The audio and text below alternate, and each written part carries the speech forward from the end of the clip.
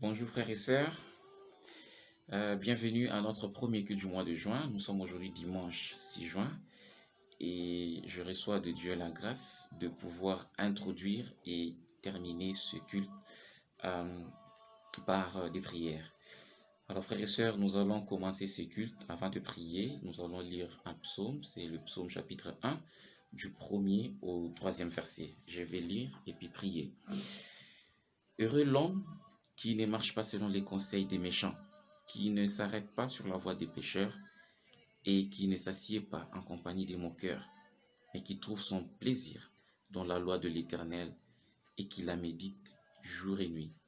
Il est comme un arbre planté près d'un courant d'eau, qui donne son fruit à sa saison et dont le feuillage ne s'efflétrit point. Tout ce qu'il fait lui réussit. Prions frères et sœurs. Nous te sommes infiniment reconnaissants, Père éternel. Ce matin, nous bénissons ton nom encore, parce que tu nous donnes l'opportunité, Seigneur, de pouvoir nous réunir. Dieu Tout-Puissant, ce n'est pas évident que de pouvoir voir le jour. Seigneur, depuis que cette pandémie a commencé, beaucoup de personnes sont parties. Le fait de nous garder en vie ne veut pas dire que nous sommes beaux ou plus intelligents que ces personnes-là, Seigneur, mais ce n'est que ta grâce. Voilà pourquoi, Papa, cette grâce ne peut nous laisser indifférents. Et ce matin encore, nous avons choisi, nous, parmi beaucoup d'autres personnes, à pouvoir venir au-devant de toi te célébrer. Nous avons choisi de venir au-devant de toi te saluer, Père éternel, notre Dieu, te bénir ton nom, notre Dieu, parce que tu nous as offert ce cadeau précieux, la vie. Merci de réunir toutes ces personnes, ces membres, Père de l'Église du Christ à travers le monde, pouvoir te célébrer, te louer, t'adorer, Père éternel, notre Dieu. Nous voulons que ce culte, Père, pour ce qui concerne Kinshasa et la RDC, que ce culte soit un culte adorable, Père. Nous voulons que ce culte, pour ce qui concerne l'Afrique centrale, au Père éternel, notre Dieu, puissant Papa, toute l'Afrique en général, ce culte soit, Papa, notre Dieu, sans pareil, Père éternel, notre Dieu, parce que toi, tu nous auras offert l'opportunité de pouvoir te célébrer. Voilà pourquoi, Père, nous venons devant de toi avant tout, nous agenouiller, Père, auprès de la croix de ton Fils Jésus, que tu nous pardonnes, Père éternel, notre Dieu. Nous avons des cœurs souillés, oui, souillés par des impuretés, Père éternel. Nous avons des cœurs souillés par les différentes formes de convoitises, oh Dieu. Nous avons les cœurs souillés par des mensonges. Nous avons les cœurs souillés par la colère. Nous avons les cœurs souillés par des mauvaises pensées, ô notre Dieu Tout-Puissant, Père. Et nous voulons que ce matin, avant de continuer ces programmes, que tu nous purifies, que tu nous laves complètement, ô notre Dieu. Tu as dit que même si vos péchés sont rouges comme le cramoisi, noirs comme de la braise, si vous les confessez, je les rendrai blancs comme de la neige, Père éternel. S'il te plaît, purifie-nous, Père, pour que le reste de ce programme te soit agréable, Seigneur éternel. Je t'offre sous tous ces aspects pour ce culte aujourd'hui. Je te les offre au Père éternel, notre Dieu puissant Papa, que tu prennes plaisir, que toi-même tu puisses parrainer au notre Dieu puissant Papa, et que tout soit pour ta gloire. Commence avec les annonces au Père éternel, notre Dieu puissant Papa. Chemine avec nous, ô Dieu, pendant les moments de louange et adoration. Le repas du Seigneur, Père, la communion fraternelle, le grand message que tu as prévu pour nous aujourd'hui, le moment de la collecte, tous ces moments que nous allons devoir passer aujourd'hui, Seigneur, est-ce que cela soit des moments sans précédent, que cela soit des moments sans pareil de notre Dieu, et que toi tu prennes plaisir. Nous sommes venus avec des problèmes, Père, comme tous les jours d'ailleurs, et toi tu es l'univers des solutions. Nous sommes plus que rassurés, Père, qu'au sortir de ces moments, nous serons ragaillardis, nous serons encouragés, nous serons pacifiés. Merci, Père éternel, pour tout. Merci de prendre plaisir, de prendre part active, notre Dieu, à ce culte, et que tout soit pour ta gloire, Papa. Béni sois-tu. Ce que je n'ai pas mentionné dans ma prière, Père, toi tu sondes les profondeurs des hommes, de nous sonder et trouver, et que tout puisse dépendre de toi, et que tout te donne gloire. Béni sois-tu, Papa, tout pour ta gloire, Père éternel, notre Dieu, tout pour ton honneur, au nom puissant, glorieux et merveilleux ton Fils Jésus, et qui dépend de notre foi. Nous avons ainsi prié, disons Amen. Bonjour frères et sœurs, c'est Max Laplanche de l'Église internationale de Christ de Kinshasa. Je suis avec vous aujourd'hui pour notre culte du dimanche 7 juin 2020. C'est toujours un honneur et un plaisir d'être avec vous et merci de nous ouvrir votre cœur, votre maison et qu'on puisse partager avec vous notre culte. Et merci à la chorale, merci aussi à notre frère Rabbi Oscar qui a fait la prière d'ouverture et je continue tout de suite avec les annonces. Amen. Après moi, après les annonces, il y aura notre frère Makiese qui va faire le repas du Seigneur et notre frère Gelo Mikobi pour la collecte et notre message du jour sera fait par l'évangéliste Bavon Kamunenga. Je reviendrai pour le rappel des annonces après le message et finalement, et notre frère Rabbi Oscar reviendra aussi pour la prière de clôture. Donc, alors, les demandes de prière, nous allons parler de ça tout de suite, pour la paix en RDC, pour la pandémie du COVID-19 à travers le monde et spécialement en RDC, et pour les troubles sociaux aux États-Unis. Et nous avons une liste de frères et de sœurs qui sont sur cette liste. Prenez le temps de noter leurs noms. On reviendra sur ça pendant la prière et nous allons prier pour eux. Il y a beaucoup de frères qui étaient malades la semaine dernière qui sont sortis de cette liste, les frères et des sœurs qui étaient malades. Il y en a d'autres qui les ont remplacés. Donc nous allons continuer à prier pour nos frères et sœurs et nous allons aussi nous sommes en élévation de dans nos 3 secteurs de 6 diacres, 2 par secteur, qui sont des diacres en devenir. Comme la Bible nous dit, il faut qu'ils soient éprouvés pour pouvoir assumer ce ministère. Nous remercions tous ces frères, les frères Mondangue et frères et sœurs, le couple Mondangue et Boaboa pour la Lukunga, le couple Tongisa et Bweliogo pour la Moamba, et le couple Ngwamashi et Mokwa. Ils sont là pour prendre soin de nous, pour nous aider dans le ministère à porter le fardeau des soucis des frères et des sœurs. Et allez les voir, dites-leur tout ce dont vous avez besoin, ils pourront trouver le moyen de vous aider. Et ensuite, nous allons rappeler les statistiques de la COVID-19 en RDC à la date du 5 juin. Il y a 3878 cas. Ça fait déjà 200 cas en plus de la dernière fois que nous étions ensemble, et sur les statistiques du 3 juin. Et la commune la plus touchée, c'est celle de Kinshasa qui continue à augmenter. Ensuite, le Congo central est deuxième et le Sud Kivu a dépassé le Nord Kivu. Donc, l'épidémie est réelle. Il faut vraiment prendre soin d'éviter de la propager nous-mêmes. Donc, les mesures, nous sommes à l'alerte 4, comme nous avons souvent parlé de ça. Et dans cette alerte, nous avons des décisions individuelles pour nous protéger, pour protéger les autres. Si nous savons que nous sommes malades ou que nous avons les symptômes du COVID-19, il faut pratiquer l'isolement volontaire, informer nos dirigeants de nos maladies, comme ça ils peuvent prier pour nous et chercher des solutions pour que nous ayons un mieux-être. Et surtout, si nous avons le COVID-19, n'exposons pas les autres, ne sortons pas, restons chez nous ou bien allons à l'hôpital. Il faut alerter les personnes que nous connaissons, que nous avons été en contact avec eux, comme ça on les prévient qu'ils aillent eux-mêmes se faire tester et dépister pour trouver solution. Et surtout, si tu es malade, informe de l'évolution de ta santé et de tes proches qu'on puisse continuer à prier pour vous.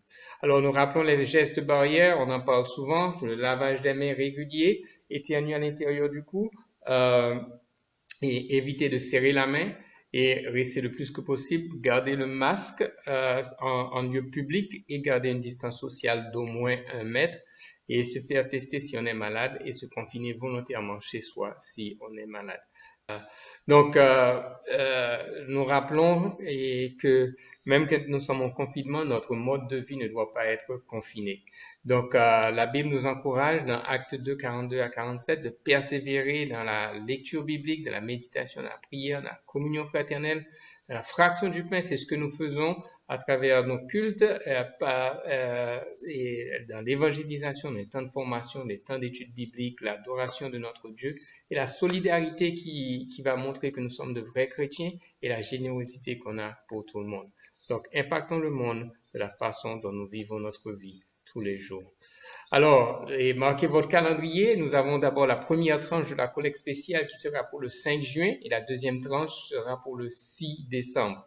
Et nous avons aussi un grand culte et on commence à travailler déjà avec les églises de Kananga, de Chi et de Kinshasa, de Kisangani, de Lubumbashi, de Matadi et de Chikapa. Donc, c'est un grand culte que nous allons avoir ensemble, un culte virtuel, réunir toutes les églises ensemble dans un même écran. Ça, Dieu sera avec nous, c'est pour le 21 juin.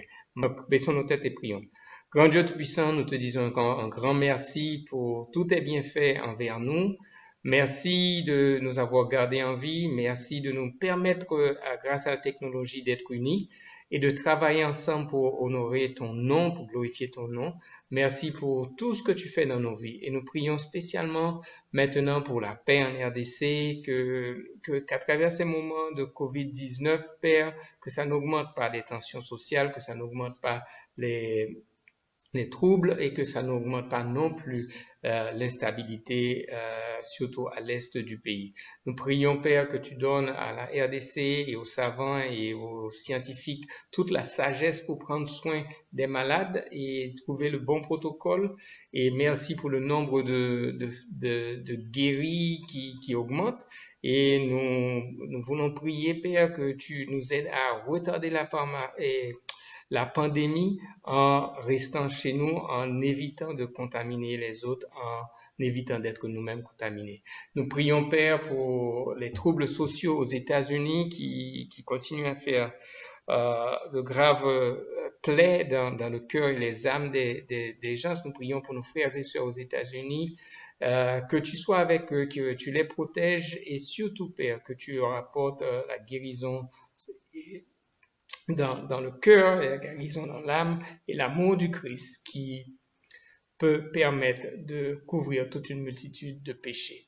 Père, nous prions pour nos frères et sœurs qui sont malades, spécialement pour nos sœurs maintenant, pour Madame Tumba, pour Onelam Poutou et pour Nicole Kanyeba, pour Brigitte Vita, pour Norine Vita, pour Brigitte Kanguma, pour Lucie Lita, pour Louise Sassouma et Albertine et Koulé Mena. Et notre sœur Nicole aussi, à sa mère qui est aussi malade avec elle, nous prions pour les deux, que tu mettes ta main guérissante sur elle et qu'elle puisse être guérie. Nous prions aussi pour nos frères qui sont malades, nous prions pour Cédric Madiadi, nous prions pour Johnny Matala, pour Julio Mata, et pour Alain Kanunga, pour Aldin Kiyedi, pour Jean-Pierre Kaboula, pour Clément Mfoudia, pour Elvis Nza, pour Marcel Vita et Adrien Chongo, Père. Père, tu es le maître de nos vies, tu es le maître de notre santé, Père, et nous prions, Père, que tu puisses leur redonner la santé. Je prie, Père, que tu leur donnes la sagesse de trouver et à eux et aux médecins qui les traitent, Père, de trouver les bons médicaments pour qu'ils puissent nous retourner en pleine forme, Père. Nous te remercions pour tous les guéris qui étaient sur notre liste, qui ont laissé la liste, Père. Nous prions, Père, que leur convalescence continue, Père. Nous te remercions pour tout et c'est au nom de ton Fils Jésus-Christ que nous prions. Amen. Allons passer tout de suite au repas du Seigneur, à la collecte et au message du jour.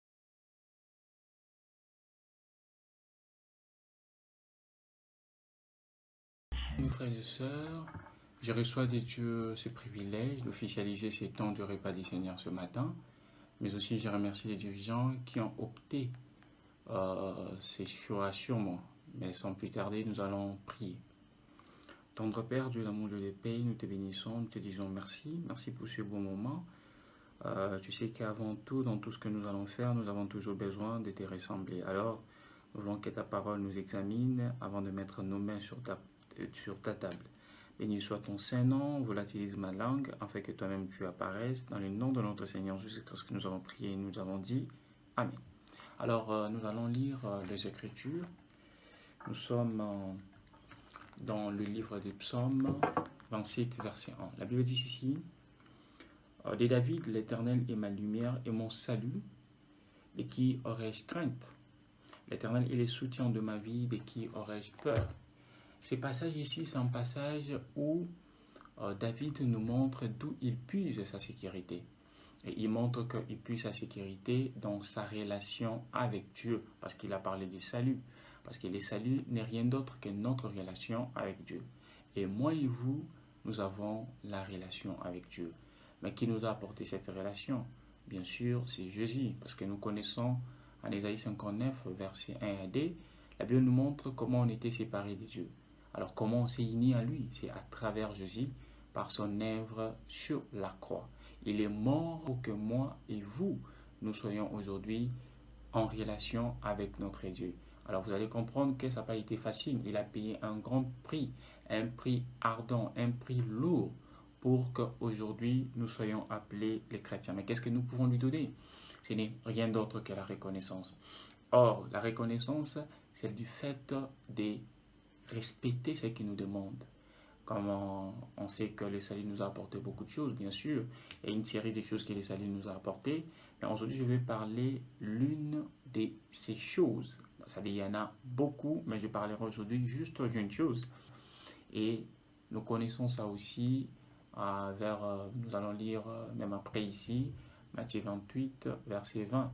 Ces passages nous montrent que oui, Jésus est venu, il veut partir. Et il nous montre que nous devons rester dans sa parole, s'examiner chaque fois jusqu'à ce qu'il va revenir nous prendre. C'est par là qu'il avait institué une autre vie, une autre manière de faire des choses. C'est ce qu'on appelle la formation. Donc la formation, c'est une institution de Dieu. C'est parce que c'est Jésus qui a institué dans notre vie. La vie là qu'il nous a donnée, ou la nouveauté des vies qu'il nous a donnée, la formation aussi fait partie.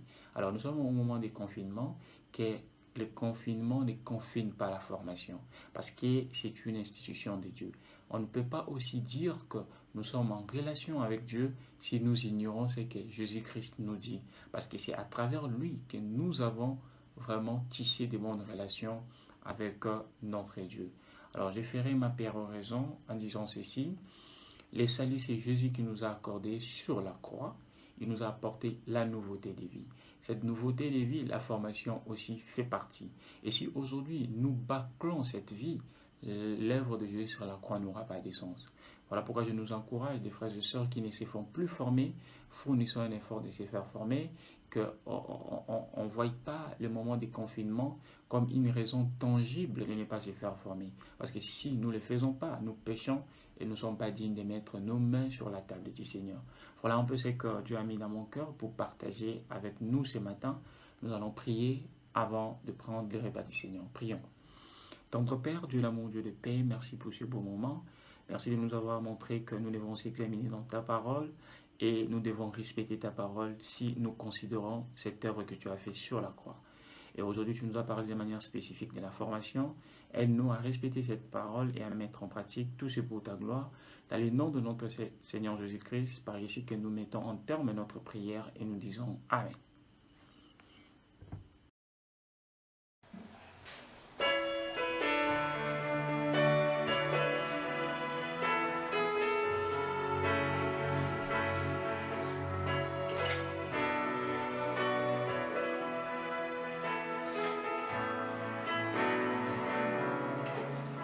Tous les anges louent sa sainteté. L'univers crie sa majesté. Chantons gloire, puissance, force, louange à l'agneau immolé.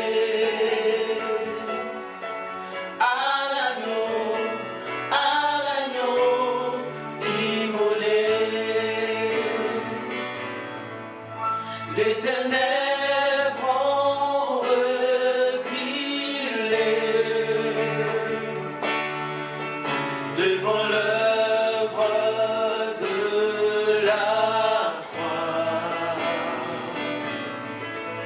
devant l'agneau immolé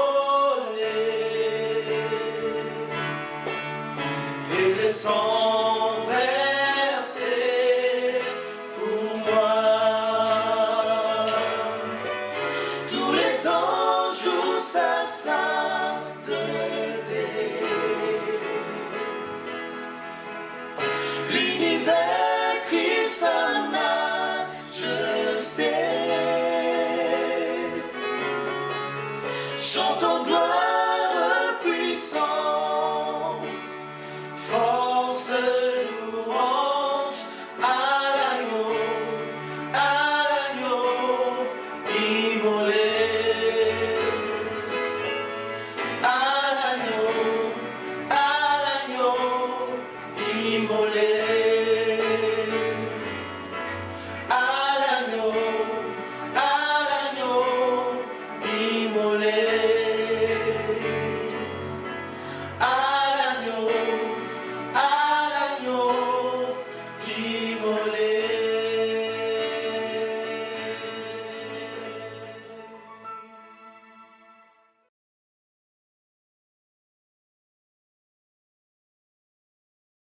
Frères et sœurs, avant de donner à notre Dieu, lisons Nombre 28, du 1er au 3e verset. L'Éternel dit à Moïse, « Voici ce que tu commanderas aux Israélites de ma part. Vous ferez bien attention de m'apporter au moment fixé les offrandes que vous me devez, c'est-à-dire les aliments brûlés, l'air fumé de bonne odeur me plaira. Chaque jour, vous m'apporterez des agneaux d'un an. Sans défaut, on les consumera entiers. C'est un sacrifice complet qu'il faudra toujours m'offrir. » Frères et sœurs, cette écriture m'a vraiment amené à aller comprendre pourquoi est-ce que l'Éternel voulait insister sur le petit détail, sur les dons que devait lui donner son peuple. Alors que, si vous allez lire, parce qu'on n'a pas de temps, Lévitique 2, 8 à 9, vous verrez que le même Moïse et Aaron travaillaient déjà sur les sacrifices. Et le peuple israélite se battait à amener la nourriture qui devait être consumée et que la fumée pouvait plaire à Dieu. Mais cela n'a pas empêché que l'Éternel continue à insister parce qu'il voulait, en premier, que les sacrifices que vont lui apporter son peuple soient agréés par lui. Il a voulu insister sur le petit détail pour que les sacrifices amenés devant lui puissent tirer sa gloire. Voilà aujourd'hui les mêmes écritures insistent, il y en a tant, frères et sœurs, mais ce matin, moi aussi, je suis interpellé, moi et toi sommes interpellés à pouvoir veiller sur ce que nous apportons à notre Seigneur. Le fait qu'on s'est déjà décidé de faire une promesse à l'Éternel, nous avons des principes, nous avons les temps que nous nous sommes fixés avec notre Seigneur. Faisons l'effort de rester dans les principes de notre promesse, car celui qui veut soutenir l'œuvre de Dieu doit d'abord comprendre la vision de Dieu sur les sacrifices. Et la vision de Dieu n'est autre que les besoins que nous présente l'Église. Frères et sœurs, le moment est difficile, mais Dieu a voulu que pendant ces moments, qu'il y ait au moins un petit temps que nous lui laissons le temps de vous parler sur les sacrifices. Car les sacrifices ont un langage. Derrière les sacrifices, il y a la connexion avec l'Éternel. Et les sacrifices nous amènent à rester attachés dans la présence de notre Dieu. Veillons sur nos promesses, veillons sur les besoins que nous présente l'Église, veillons sur les besoins que nous présentent nos proches. C'est là que nous serons en train de donner les sacrifices de bonne odeur qui plaira à notre Dieu. Prions. Seigneur notre Dieu, ce matin, nous sommes encouragés de t'entendre et de comprendre que nous avons l'intérêt de donner avec nos cœurs, de manière à ce que nous apportons devant de toi puisse te plaire, ô Dieu. Laisse que ce que nous avons amené ce matin au devant de toi puisse te glorifier, Papa. Ceux qui n'en ont pas, Père, bénis-les aussi, afin qu'à la prochaine, tous, nous puissions profiter de cette joie de te donner. Béni soit ton nom, au nom de ton Fils Jésus-Christ, déjà ainsi prié. Amen.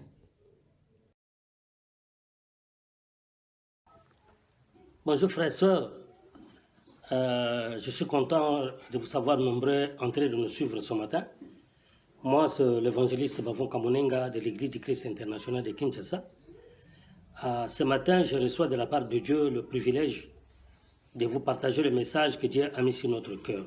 Avant d'aller plus loin, besoin de notre prions. Éternel notre Dieu, Papa, merci. Tu es bon, tu es fidèle, tu nous aimes tant, Seigneur.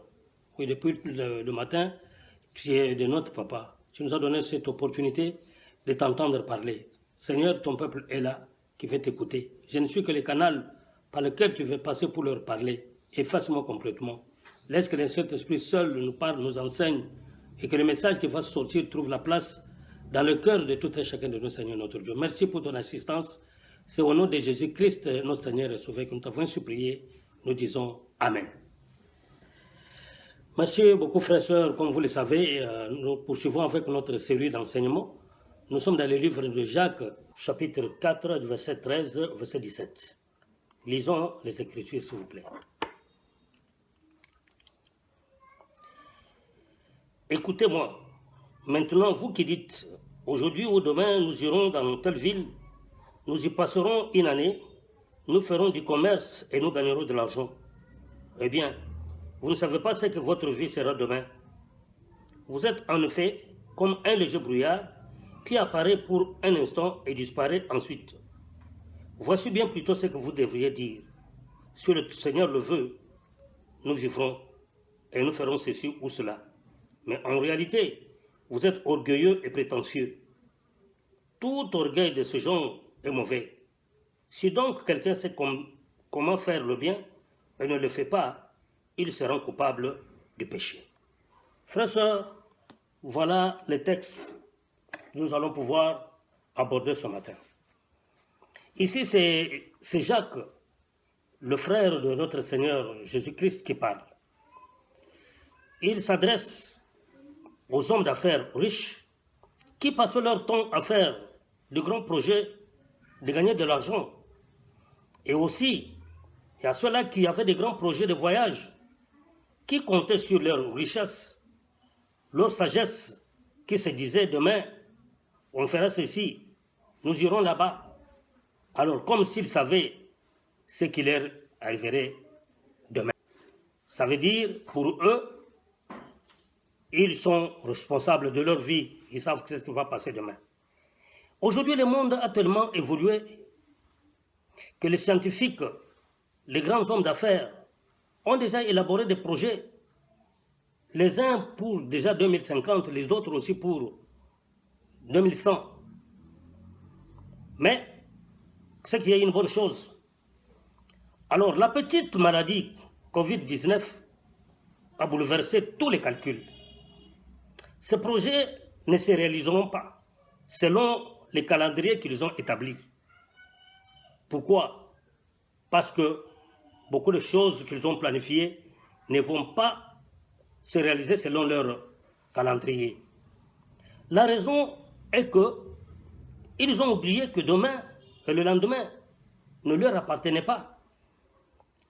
Il y a un seul décideur de qui on doit dépendre. Le Proverbe chapitre 20, 24 nous dit cela.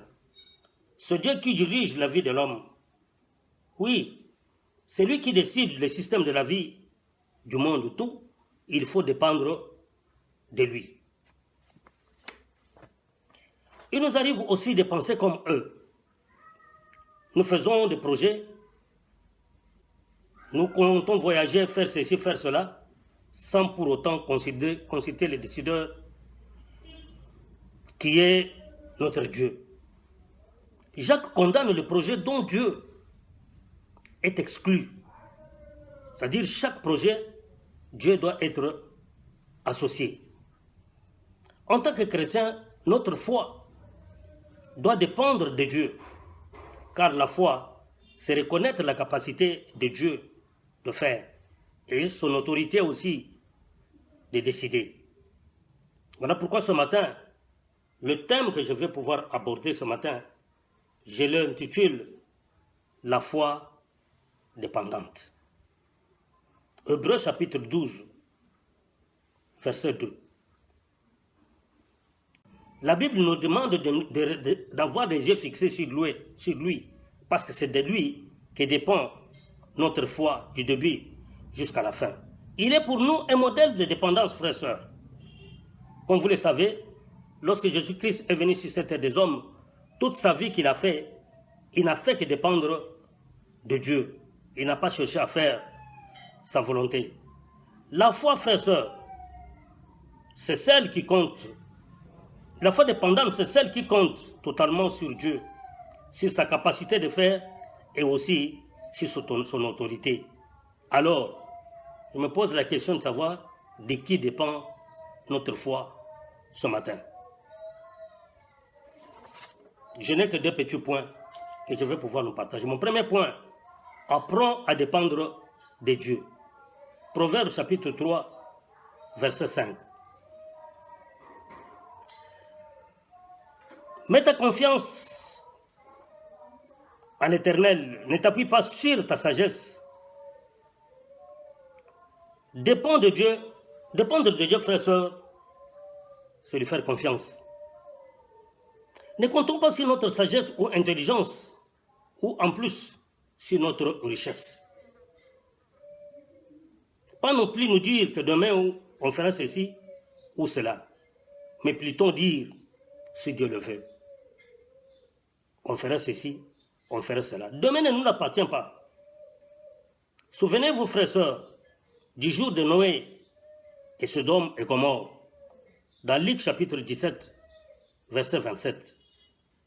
Ces gens avaient des projets, ils se mariaient, ils mangeaient, ils faisaient ceci, ils faisaient cela, mais ils ne savaient pas ce qui les attendait demain. Dieu les avait frappés, en un seul jour, ils sont tous péris, frères et sœurs. Voilà pourquoi Jacques l'a dit, notre vie est comme une vapeur, comme un brouillard qui va s'évaporer dans peu de temps. Faire des projets, frères et sœurs, c'est bon, mais toujours consulter Dieu, toujours associer Dieu pour chercher sa volonté. Frères et sœurs, chercher la volonté de Dieu, c'est être à son écoute. Écoutez ce que Dieu nous dit. Or, Dieu nous parle d'une manière ou d'une autre au travers de la parole de Dieu. Lorsque nous écoutons la parole de Dieu, à ce moment-là, frères et sœurs, nous serons en train de faire confiance à Dieu. Il faut toujours lui présenter nos projets et attendre aussi son dernier mot. C'est ça, dépendre de Dieu. Beaucoup nous faisons des projets, frères et sœurs, mais on ne les présente pas à Dieu. Le Proverbe 19, 21 dit ceci. L'homme a beaucoup de projets dans son cœur, mais c'est la volonté de Dieu qui se réalise. Beaucoup de gens, frères et sœurs, ont échoué tout simplement par manque de conseillers, comme la Bible le dit. Dieu est notre conseiller, premier conseiller par excellence. Chaque fois que nous avons nos projets, soumettons-lui ce projet-là et attendons à ce qu'il nous dise que sa volonté seule se fasse. Si nous cessons notre volonté, les projets vont échouer. Il faut dépendre toujours de lui. Mon deuxième point, faisons ce que Dieu nous commande. Jacques chapitre 4, verset 17, qui dit, « Celui qui sait ce qu'il devait faire mais ne le fait pas, il commet le péché. » Au travers de ce passage, nous comprenons, frères et sœurs, que nous ne devons faire que tout ce que Dieu nous commande. Ne pas faire ce que Dieu nous commande, à ce moment-là, on sera coupable du péché. Donc la foi dépendante, c'est faire ce que Dieu nous demande de faire. La personne qui dépend de Dieu fait exactement ce que Dieu lui demande de faire. Cela implique notre obéissance. Notre obéissance radicale à Dieu. Ne pas faire ce que Dieu nous commande, frères et sœurs, nous avons dit, c'est un péché. Qu'est-ce que Dieu nous commande de faire que nous ne faisons pas? Frères et sœurs, en ce moment de confinement, beaucoup de frères ont faibli dans leur foi à tel point que même leur engagement, nos cultes ne sont pas confinés. Un constat est que beaucoup de frères et sœurs ne participent pas à nos cultes, bien que ça se tient même dans nos maisons. Or, Hébreux chapitre 10 nous dit, n'abandonnons pas nos assemblées. Beaucoup préfèrent, frères et sœurs, passer leur temps à regarder la télé que partager la foi avec un membre de famille, un ami ou une connaissance à proximité. D'autres passent leur temps, frères et sœurs, à dormir au lieu de prier ou méditer la Bible. Ces choses que je viens de citer, Dieu nous les commande de les faire. Ne pas les faire, c'est se rendre coupable du péché. Pour terminer, frères et sœurs, pendant même notre confinement, la Bible déclare dans Galates, chapitre 6, s'il nous arrive de faire le bien, faisons-le à tout le monde, surtout à nos frères dans la foi. Frères et sœurs, parmi les choses que Dieu nous commande, il y a aussi le fait de penser aux autres, de penser à ceux qui sont dans les besoins, frères et sœurs. La parole nous recommande de penser aux autres qui passent des moments difficiles, de les aider selon nos possibilités. Oui, frères et sœurs, nous sommes défiés par des frères comme nous, qui passent des moments difficiles plus que nous-mêmes aussi. Frères et sœurs, à cause de leur foi et de leur obéissance à Dieu, ils ont contribué, frères et sœurs, ils ont contribué à la souffrance des autres en leur apportant aussi un réconfort. Frères et sœurs, la foi dépendante, c'est dépendre de Dieu en tout et pour tout. Lui faire confiance, frères et sœurs, obéir à ce qu'il nous demande de faire. Voilà le message que j'avais pour nous. Que le Seigneur bénisse son Église. Merci. Bonjour frères et sœurs, je reviens encore pour le rappel des annonces. Nous disons merci à Bavon pour le message qu'il a fait. Et tout de suite après moi, notre frère Rabbi Oscar va clôturer. Et pour le rappel des annonces, nous allons nous rappeler de prier pour la RDC, prier pour la réponse au COVID-19 à travers la RDC et à travers le monde. Prions pour les troubles aux États-Unis et nous allons prier pour ces frères et sœurs qui sont sur notre liste. Remarquez qu'on est là à laisser la liste, nous l'avons vu chanter aujourd'hui, donc on va continuer à prier parce que la prière du juste a une grande efficace selon Jacques 5. Romains 13, verset 7 nous dit « Rendez à tous ce qui leur est dû, et spécialement l'honneur à qui vous devez l'honneur. » Donc nous voulons remercier particulièrement la chorale et les frères et sœurs pour tous les efforts qu'ils font et cette semaine où ils devaient et monter, aller prendre des appareils, changer de studio, changer de décor, regarder comment que ça s'améliore. Nous remercions vraiment toute la chorale. Nous remercions Ornella, Joe, Felica et Exodi. Nous remercions aussi notre frère Rabbi Oscar pour la prière d'ouverture et la prière de clôture qu'il va faire tout à l'heure. Nous remercions Mike pour ce message puissant sur la formation dans le repas du Seigneur, et nous remercions aussi notre frère Gaylor sur le cœur à avoir quand nous donnons. Et merci encore Bavon pour ce message puissant, Père, qui nous a offert. Et nous remercions aussi spécialement l'équipe technique qui est derrière tout ça. Et chacun de ces frères et sœurs sont dignes d'honneur, qui passent leur temps à travailler dans l'ombre pour que nous ayons nos cultes spéciaux. Ils font beaucoup d'efforts. Je me rappelle qu'à travers la semaine, combien de fois ils ont réessayé, recommencé, et certains d'entre eux ont travaillé très tard la nuit, à 2 heures du matin, à 4 heures du matin, pour qu'il n'y ait pas trop de bruit pour faire des enregistrements pour nous. Donc, remercions-les et remercions chacun d'eux. Et donc, sur ce, je vous dis, après la collecte, après le message, si vous avez collecté quelque chose, et merci pour Gaylor pour le message que tu as fait sur comment donner à Dieu. Et quand nous aurons collecté ce que nous avons, nous pouvons l'envoyer au plus tard le lendemain par M-Pesa ou par Orange Money à ces numéros qui sont sur vos écrans. Donc, et je dis encore bon dimanche à tous et au revoir, à la prochaine. Et nous serons avec vous ce jeudi à nouveau. Et dimanche prochain, nous serons encore ensemble. Et que Dieu vous bénisse. Merci d'avoir participé à notre culte d'adoration. Amen. Amen. Frères et sœurs, nous sommes arrivés à la fin de notre culte.